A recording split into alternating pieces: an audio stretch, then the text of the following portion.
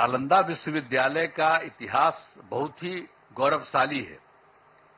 प्राचीन काल में नालंदा विश्वविद्यालय की पहचान ज्ञान के केंद्र के रूप में रही थी।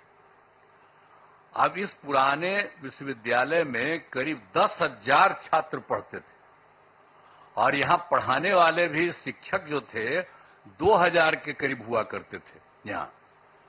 यहां सिर्फ हमारे देश के ही नहीं, दुनिया के अनेक जगहों के लोग आकर यहां पर पढ़ते थे। यहां पर चाइना, जापान, तिब्बत, श्रीलंका और अन्य एशियाई देशों से छात्र पढ़ने आते थे। लेकिन दुर्भाग्यवश यह विश्वविद्यालय 1200 ईस्वी में नष्ट हो गया था। अब 2005 के 24 नवंबर से हम लोगों को काम करने का मौका मिला। तब से बिहार के विकास का काम हम लोगों ने शुरू किया। ये काम हम लोगों को उसी समय शुरू हुआ था। अब उसी बीच मार्च 2006 में तब तत्कालीन राष्ट्रपति श्री एपीजे अब्दुल कलाम बिहार आए थे और उन्होंने बिहार विधानमंडल में अपने संबोधन में नालंदा विश्वविद्यालय को फिर से स्थापित करने की बात वहां पर कही थी।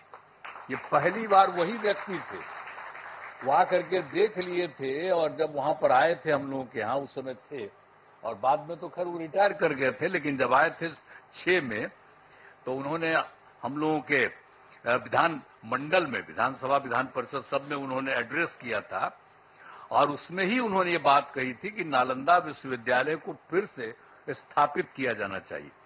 तब से हम लोगों ने नालंदा अंतर्राष्ट्रीय यूनिवर्सिटी स्थापित करने की पहल शुरू की। इस नए नालंदा विश्वविद्यालय को अंतर्राष्ट्रीय स्तर का बनाना था। इसके लिए हमने केंद्र सरकार से अनुरोध किया।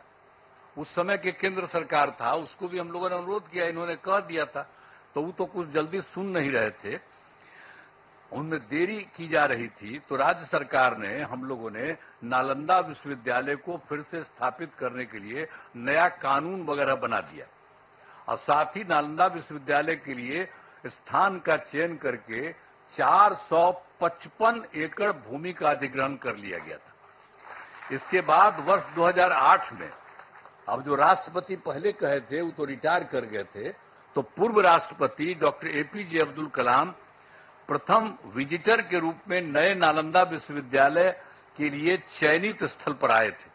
जब यहां काम शुरू किया जा रहा था तो वो भी फिर देखने आए थे 2008 में। तो इन सब चीजों को बता देना जरूरी है ताकि सब लोग जान लीजिए, पुरानी बातों को भी जान लीजिए, कैसे बना, किस तरह से बना, ये सब भी। और फिर 2010 में वर्ष में हमारे अनुरोध पर नालंदा अंतर्राष्ट्रीय विश्वविद्यालय की स्थापना हेतु लोकसभा में बिल पारित किया गया। जब बहुत बार बार हम कह रहे थे तो अंत में वहां पर था, और उस समय तो सरकार दूसरे की थी, लेकिन हम लोगों ने इतना ज्यादा कहते रहे और उसके बाद फिर एक बार वो लोग वहां पर इसको लाए लोकसभा में।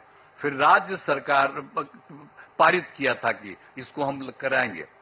तो फिर राज्य सरकार ने नालंदा विश्वविद्यालय के लिए भूमि एवं सभी चीजों को केंद्र सरकार को ट्रांसफर कर दिया और विश्वविद्यालय का काम धीरे धीरे करके बढ़ता रहा और वर्ष 2014 से थोड़ी पढ़ाई शुरू हो गई यहाँ। अब उसके बाद केंद्र में एनडीए की सरकार बन गई थी। तब जब इनकी आदरणीय प्रधानमंत्री जी यहाँ पर पधारे हुए, इनकी सरकार बन गई थी और उसके बाद सही मायने में और काम शुरू इन्होंने, इनकी सरकार ने करवाया।